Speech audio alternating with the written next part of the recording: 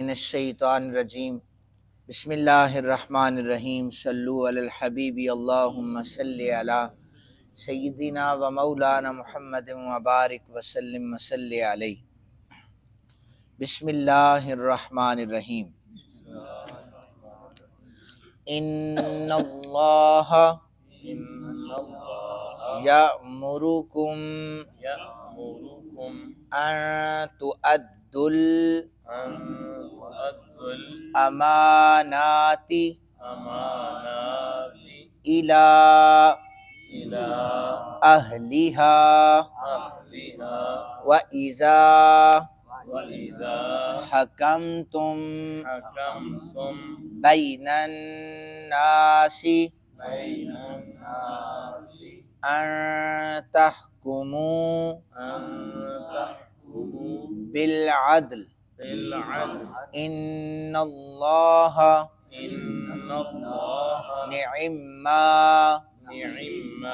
یعظکم بہ ان اللہ کان سمیعا بصیرا۔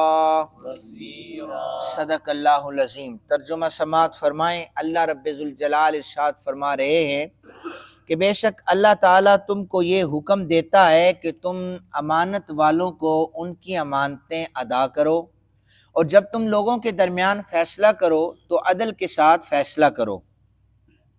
بے شک اللہ عز و جل تمہیں کیسی اچھی نصیحت فرماتا ہے، بے شک اللہ سننے والا دیکھنے والا ہے۔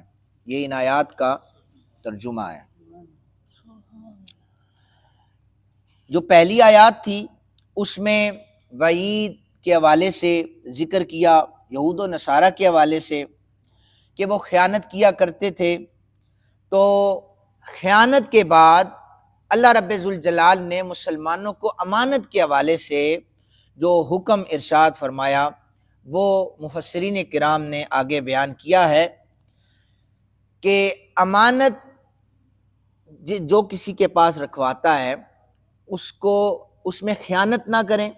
یہ قرآن پاک کے بھی خلاف ہوگا، رسالت مآب صلی اللہ علیہ وآلہ وسلم کے فرامین کے بھی خلاف ہوگا۔ اس کی مثال ہمیں اگر آپ سیرت پڑھیں احادیث کی کتب سے تو نبی اکرم صلی اللہ علیہ وآلہ وسلم اعلان نبوت سے پہلے اور ہجرت سے پہلے سین حرم میں بیت اللہ شریف میں نماز ادا کرنے کے لیے، اللہ تعالیٰ کی عبادت کرنے کے لیے آپ تشریف لے گئے تو عثمان بن طلحہ، یہ بعد میں فتح مکہ پر صحابی رسول بنے، انہوں نے سید عالم صلی اللہ علیہ وآلہ وسلم کو روکا۔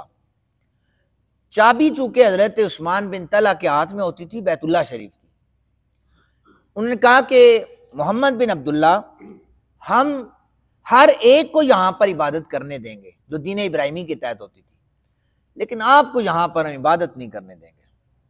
نبی اکرم صلی اللہ علیہ وآلہ وسلم نے فرمایا عثمان بن طلحہ وہ وقت دور نہیں ہے کہ یہی چابیاں جو ابھی تیرے ہاتھ میں یا ہمارے ہاتھ میں ہوں۔ اب چونکہ حضرت عثمان بن طلحہ کے ہاتھ میں چابی تھی تو ان کے ہاتھ میں تھی۔ مکہ فتح ہوا، اب اس کے بعد ہجرت ہو گئی، مکہ فتح ہو گیا، 10,000 کا لشکر مکہ پاک میں داخل ہوا۔ حضرت عثمان بن طلحہ کانپ رہے تھے کہ آج تو بدلہ لیا جائے گا۔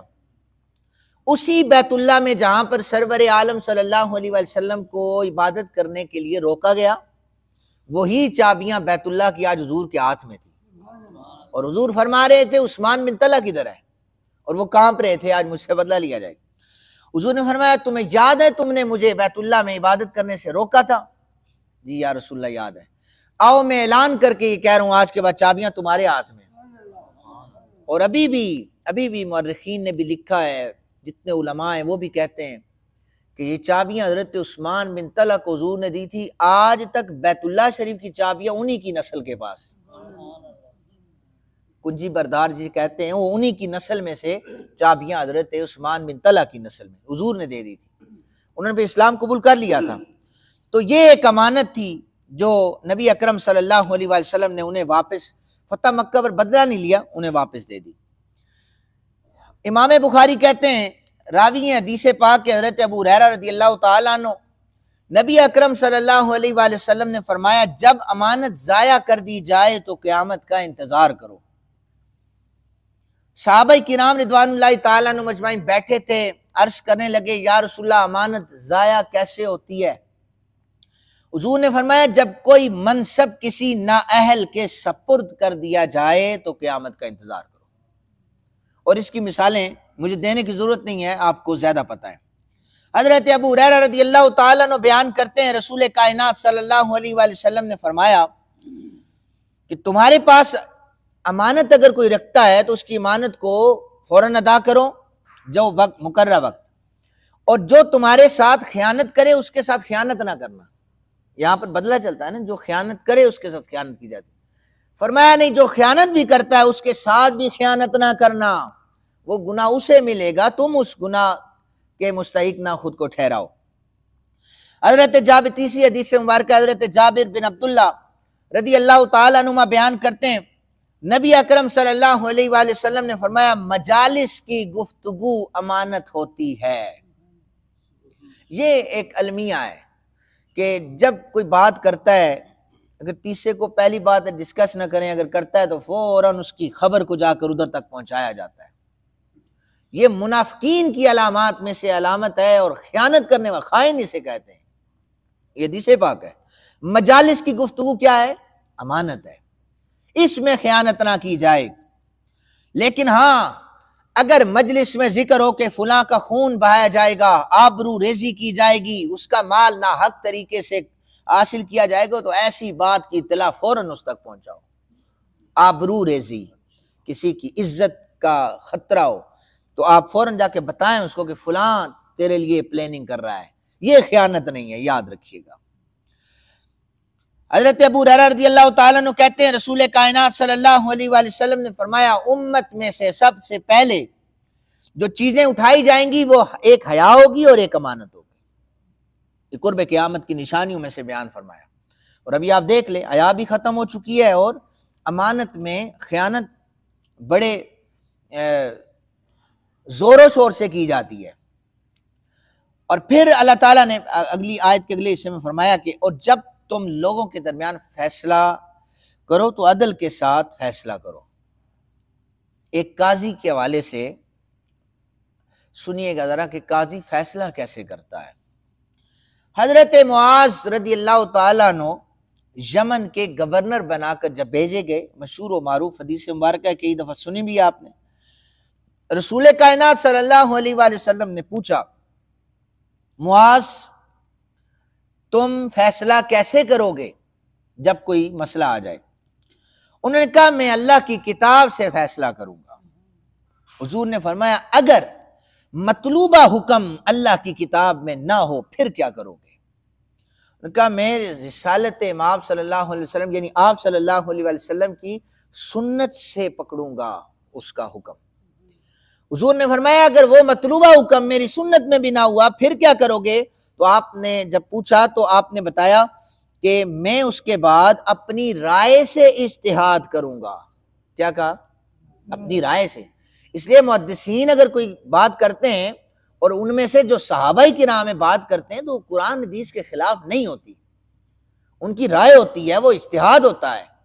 جب قرآن سے کوئی مطلوبہ حکم نہ ملے تو اس کے بعد جو ہے وہ حکم اگر کوئی صحابی جیسے حدیث مبارکہ میں نے پڑھی ہے کہ یا فرامین رسول سے لے گا، اور فرامین رسول میں اگر وضاحت نہیں ہے، یعنی نبی پاک صلی اللہ علیہ وسلم کے میں نے احکامات پہلے بھی بتائے تھے کہ ایک بات کہہ کر کئی باتیں مراد لی جاتی تھی، کئی باتوں کا حل نکل آتا تھا ایک مسئلے کی وضاحت سے، تو اگر اس میں بھی اگر وضاحت نہیں تو پھر حضرت معاذ بن جبل رضی اللہ تعالیٰ عنہ کی حدیث مبارکہ وہ کہتے کہ پھر میں اپنی رائے سے اجتہاد کروں گا، اور حضرت معاذ بن جبل نبی پاک صلی اللہ علیہ وسلم کی بارگاہ کے جید صحابہ میں سے اور سابقون اولون صحابہ کرام میں ان کا شمار ہوتا ہے۔